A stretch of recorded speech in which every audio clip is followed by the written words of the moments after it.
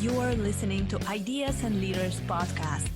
I'm Elena Paweta, Executive Communication Coach and TEDx organizer. With each episode, I'll share with you communication tips and ideas from top business leaders to help you excel in your career.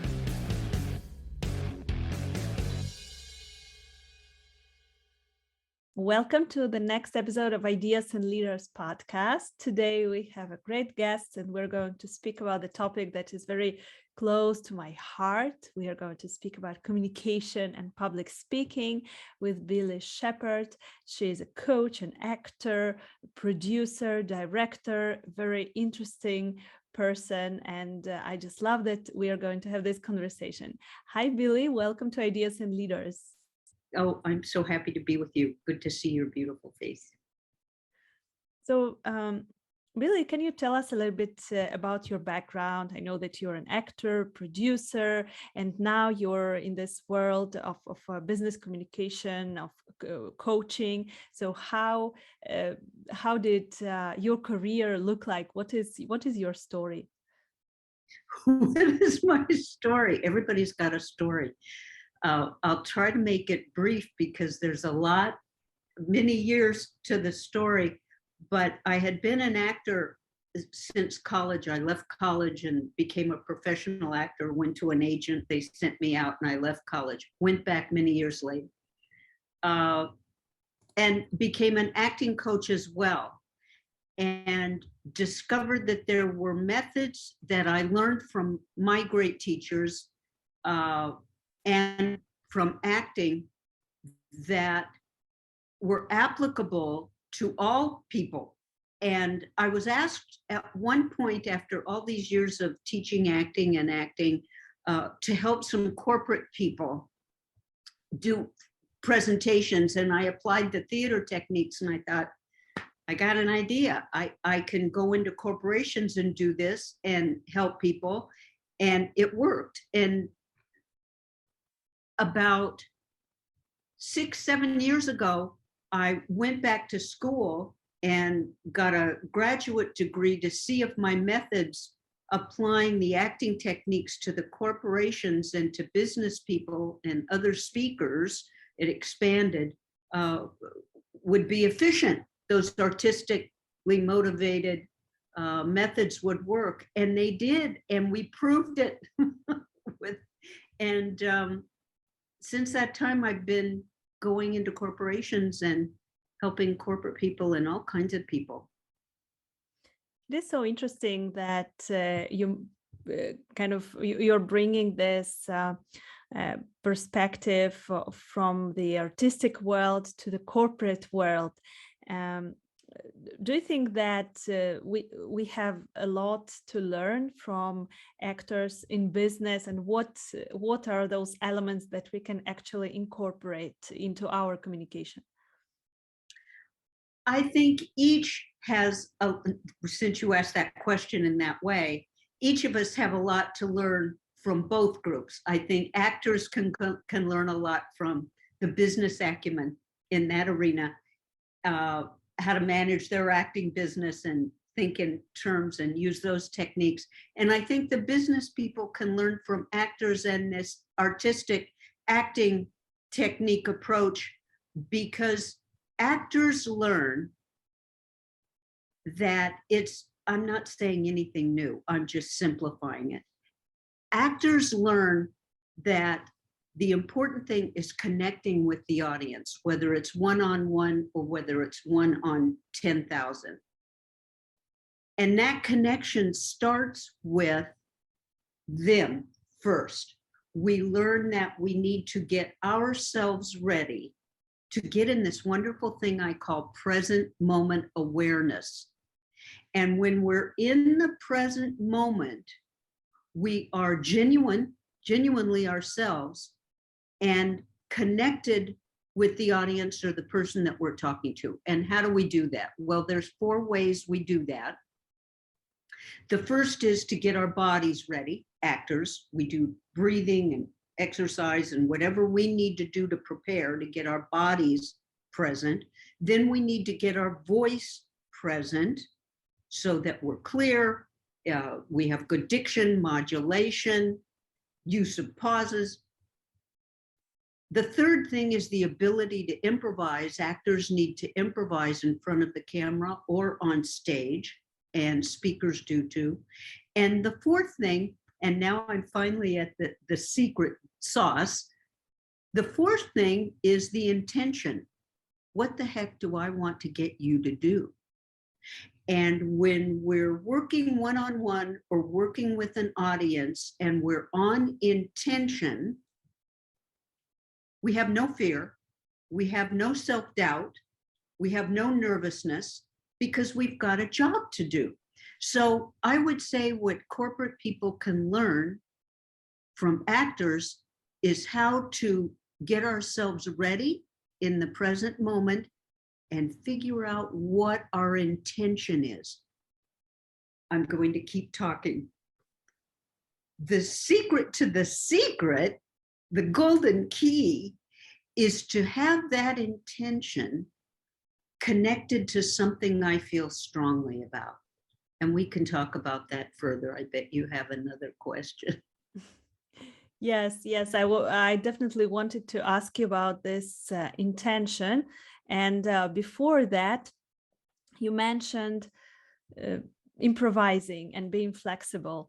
And I think that we can learn, we can practice how to prepare ourselves physically, mentally, but what about this improvisation?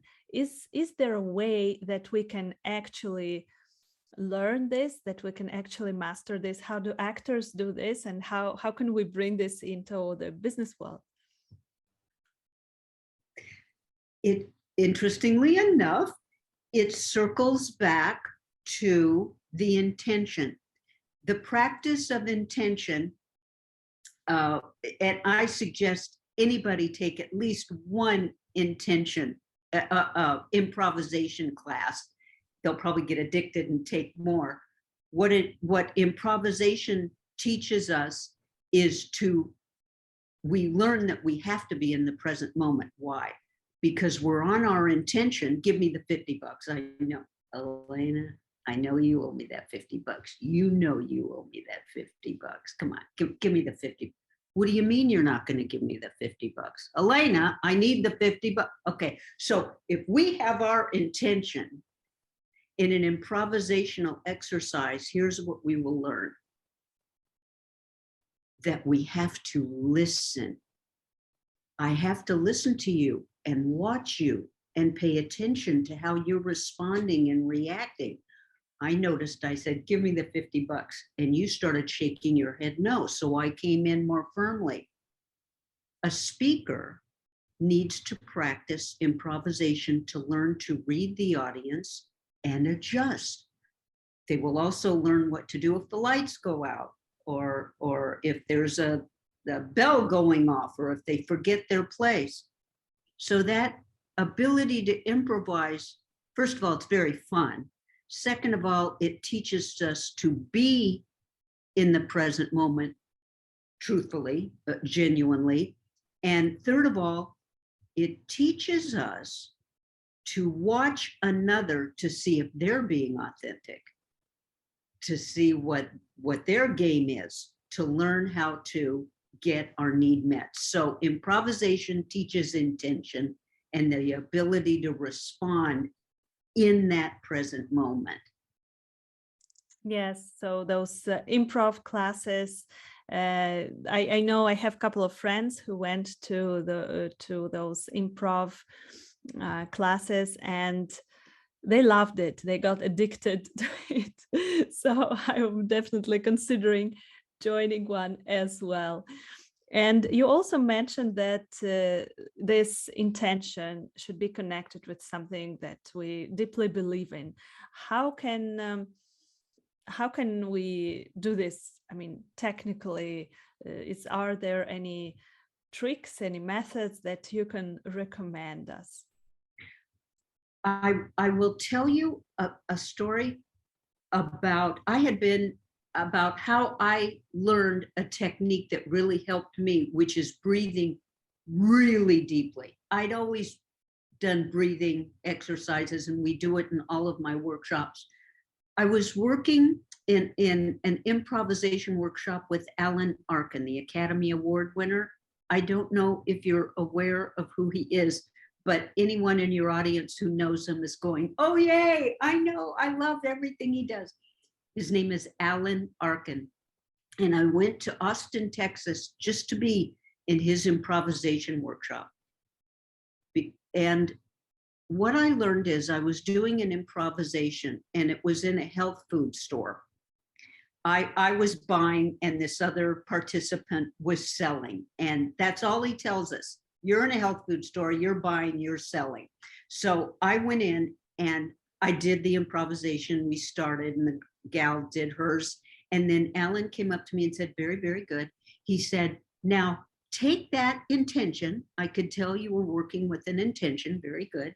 He said, now connect it to something personal to you. It doesn't even have to make sense. But don't go into the playing area. Don't go on stage until you're very clear that that intention is connected to a strong feeling within you. And I thought, and then he said the same thing to her. And I came in. Okay. Hang with me. I was working on my temper at the time. This is many years ago. I'm telling you, I've got it a little more under control. And I thought, oh my gosh, I don't want that temper to come out with a student again. It had come out with a student. I'm ashamed to admit, but we're fine now, that student. And I thought, I've got to go into this health food store and get something homeopathic that keeps me so I don't yell at a student. And I went in there, and it was very important to me that I get this treatment. And this woman would not stop talking. The salesperson, I don't know what her intention was, but she would not stop talking. And I could not get a word in. And the next thing I know, Alan is on the floor. The teacher is on the floor, pounding the floor, laughing. People are falling off of their chairs, dying laughing, because I couldn't get a word in edgewise. But here's the key. The key is I didn't even hear them. I needed this treatment, and I needed it now, and she wouldn't shut up. So it was my reaction and her yammering on. Here's my point. An executive, a manager, a worker bee, a doctor, a lawyer, anyone cannot enter the play area and start talking unless they're clear on their intention and it's connected to a strong feeling. Then everything else will fall into place, because otherwise, please send me an email. I don't need to sit and see you giving me the facts that I could read on a slide in an email in 10 minutes, and you're taking an hour. It's the secret of human communication, to know exactly what we're speaking about so it's understood correctly. Then we get an honest answer. And if it's not an honest answer, we can come in another way. It's the secret. Yeah, absolutely. And also, even before planning, what we want to say and our intentions, very often the people, they just avoid communication, they avoid speaking in public because they are afraid. And this is something that is causing them great stress. And even if we give them structures, we give them exercises, they will still be so stressed that they will not even start. So do you have any tips on that? How to actually start speaking and maybe reduce this level of stress at least a little bit? What an important question, isn't it? You're a coach, everyone's scared. I almost titled my book, Everyone's Scared. If I have a group of 14 people, I'll say, how many people get nervous or scared before they start a presentation. 8 out of 10. And the 2 that say, no, I'm not scared, they're usually the most tight and the most terrified because they're in denial. And here's why. Our amygdala tells us when we're in front of an audience or in front of a high stakes one-on-one meeting with our boss, that boss is a tiger loose and wants to eat us, or that there's a tribe of natives who want to boil us in a pot. Our amygdala has not advanced to our technology. The way that we inform the amygdala is not through language, not through thinking, because the amygdala didn't go to college. The amygdala doesn't have a language. How do we inform the amygdala, that part of our brain, the limbic, and tell it, calm down, I'm in control, you can go to sleep? How do we do that? And that's your question. How we do that is the first thing, to do a breathing exercise. Every class, every coaching that we do starts with the breathing exercise. Why? Because it works. The backstage in an actor's dressing rooms, it sounds like a tuberculosis ward with actors breathing deep in and out, in and out. We've got to get our body ready.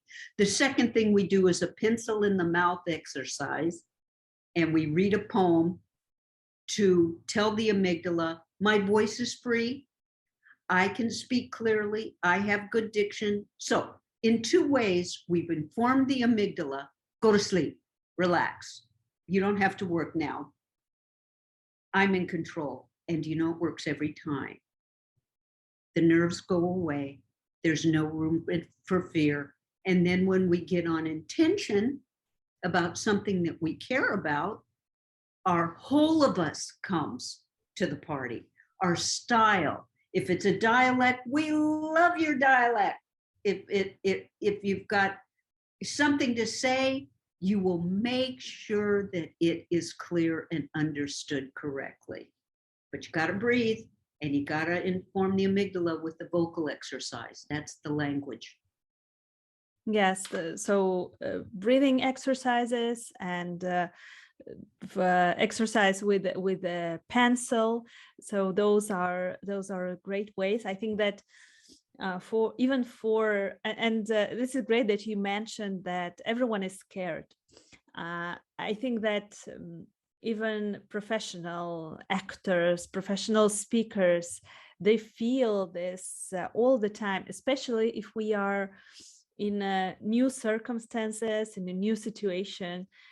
Like for me, for example, last year I had my TEDx talk, and I have been organizing TEDx conferences for many years. I was coaching speakers, but when my turn came and I had to enter this big stage as a speaker, not as an organizer welcoming everyone, but I had to speak, I remember that I had this blank mind. I didn't know how to start, what to say. I was standing behind the stage, completely in this moment, and I remember that I thought, oh, I was teaching others how to manage the stress, but this stress is really getting me. So I think that it is there all the time, especially if we're in the new situation, which never happened before. Something is changing, and this being in the moment and focusing on here and now, it actually helps a little bit. The stress helps us to focus, helps us to focus our energy on the audience, right? Not on ourselves. Yes. And you know, you touched on something you said so lightly. You know, I was going to give a TEDx talk. Well, what occurs is the better we get at something, the more we're called upon to share our experience and our knowledge, and the stakes keep rising. And here you are, you know, oh, I did a little speech here, and now I'm doing a speech here. Whoa, now I'm doing a TEDx talk. The stakes keep rising. Yeah. And so you had to use your technique to get, oh, my feet are on the floor. Okay, I see that. I'm here in this present moment. Yes, yes, absolutely. I think that everything we do is taking us a little bit one step further, a little bit out of our comfort zones. And we also need to understand how to manage this situation, how to focus on the audience. Do you think that working with your clients, with your groups, do you think that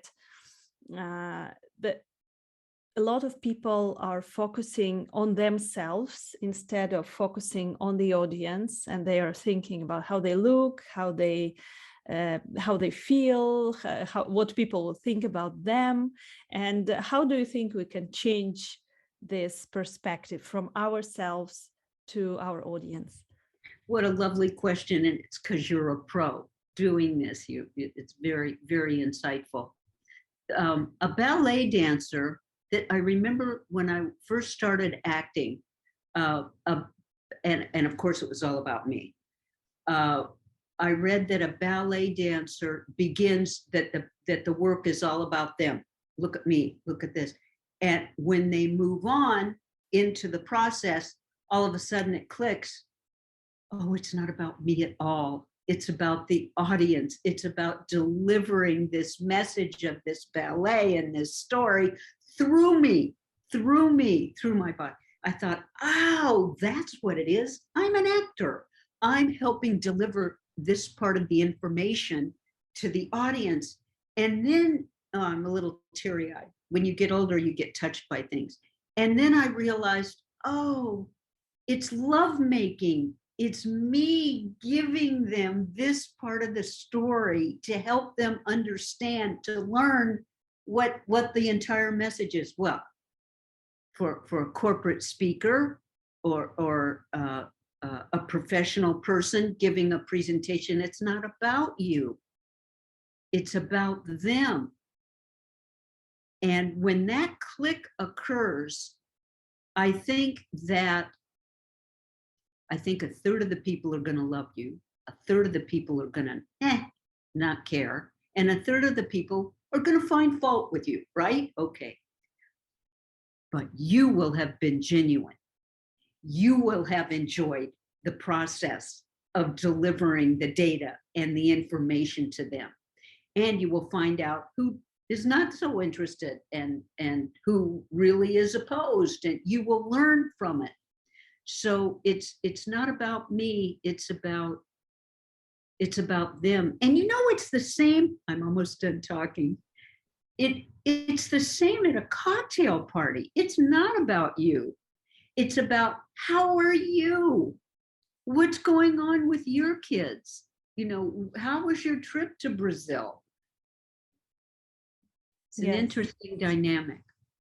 Yes, absolutely. The same as maybe we prefer not to talk to people at the cocktail party who only speak about themselves and tell their stories all the time.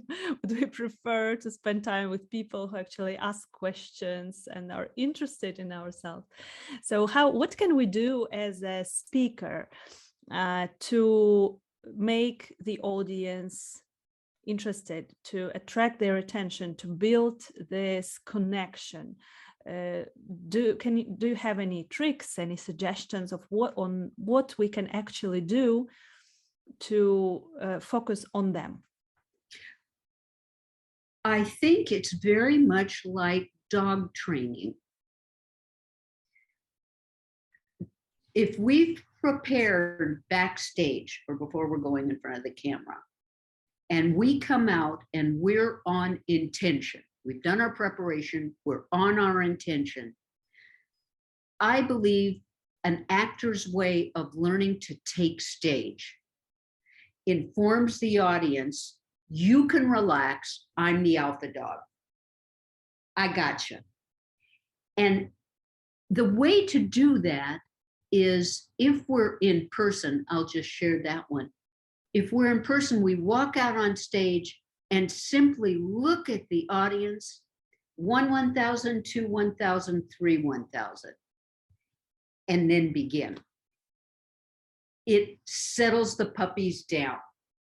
And when they're calm, because they know we're in control, that we're not going to be nervous, no matter what happens, we're in control, they can calm and open. So I think taking stage is the most instantaneous way of connecting with an audience, because we're in front, we're in the status position. The audience wants to know we're the alpha dog. And it just takes that confident looking around, 1, 1,000, 2, 1,000, 3, 1,000. It's good to be with you all. Yeah, so eye contact and maintaining this strong and stable posture and taking the stage. Wonderful. It is so simple. However, we don't use it very often, right? We often begin our presentations with some technical elements, and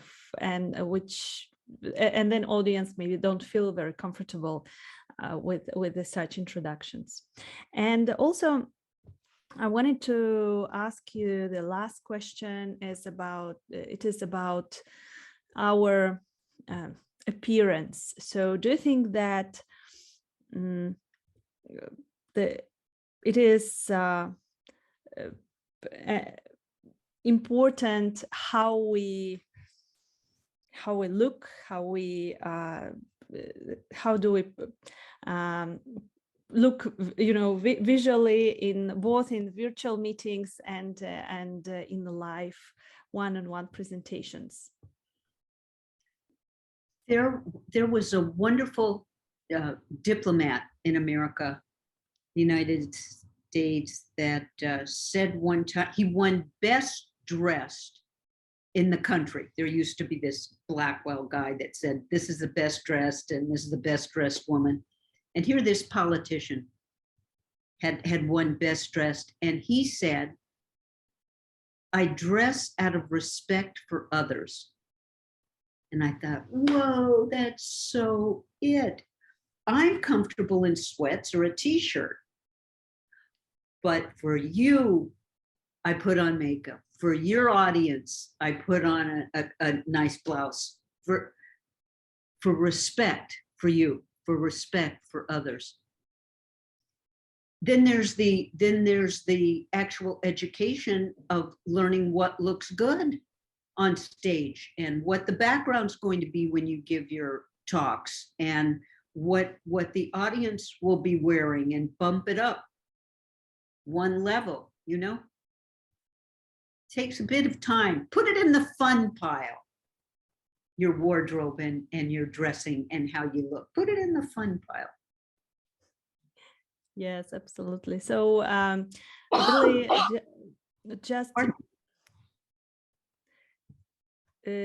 Billie, just to sum up our conversation, what would you suggest to our audience? What is the most important areas that they should focus on when they are preparing their business presentations?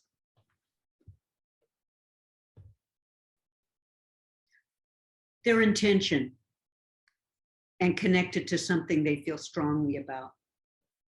If they don't feel strongly about it, give the presentation to somebody who does. Yeah, so those emotions and something that we feel strongly about is the most important. Great. So thank you very much, Billie, for all of those insights. It was really amazing speaking to you and getting to know your perspective. If our audience, the listeners, they want to connect with you, they want to maybe read your book, where they can find you? I'm at billieshepard.com. You can find my website, and my book, The Billie Shepard Presentation Method, is on Amazon. And send me an email and we can chat. Great. Thank you so much, Billie. It was a pleasure having you on Ideas and Leaders. It was a pleasure meeting you. Thank you for listening to Ideas and Leaders podcast. Did you enjoy this episode? Let me know that you listened by tagging me in your LinkedIn profile and using a hashtag Ideas and Leaders. See you in the next episode.